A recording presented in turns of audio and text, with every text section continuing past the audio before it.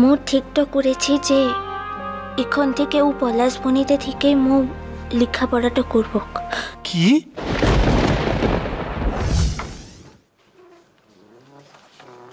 বড় মাস্টার মশাই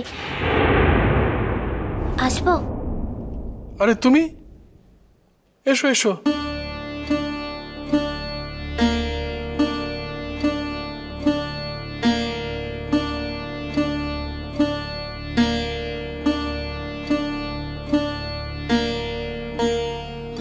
ব্যাপারটা বলো তো তোমার।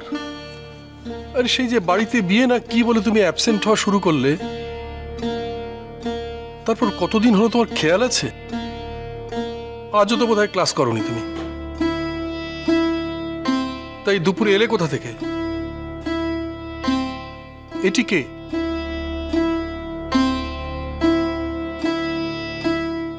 আসলে বড় মাস্টার মশাই মু পলাশবনি থেকে এলাম। ও বাবা, এর মধ্যে তুমি আবার পলাশবনিও চলে গিয়েছিলে? না, তোমার কোনো জবাব নেই। এটি কে? ভাই নাকি? মু পলাশবনিতেই থাকি বটে, ও আর আত্মীয় হই। তা বুঝলাম, এখন ব্যাপারটা কি? তুমি বোধহয় বাহাকে পৌঁছে দিতে এসেছো নাকি? না, আসলে মোর একটু কথা ছিল, মুকে আজই ফের পলাশবনিতে ফিরে তো যেতে হবে। হ্যাঁ হিরে। তাহলে আর এলে কেন যদি এখনই চলে যেতে হয়? আরো কিছুদিন ছুটি কাটিয়ে আসতে পারতে। পার্সেন্টেজ বলে তো একটা ব্যাপার আছে নাকি?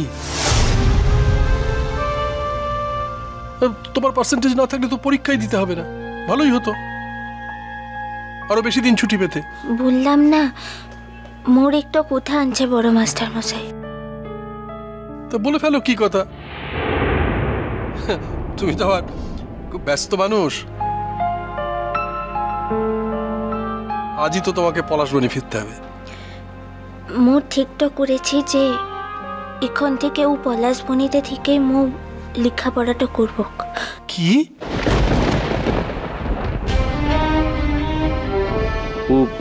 ও বাহামনি और ট্রান্সফার সার্টিফিকেট তো লেবার লিগে এখানে এসেছে। কি ট্রান্সফার সার্টিফিকেট? কেউ কি মনে করছে আমি ওয়েট করে বসে আছি? আসলেই আমি ট্রান্সফার সার্টিফিকেট লিখে দেব। ও এখানে পড়বে না ঠিক আছে, কিন্তু ট্রান্সফার সার্টিফিকেট দেব কি না দেব সে ডিসিশন তো আমি নেব।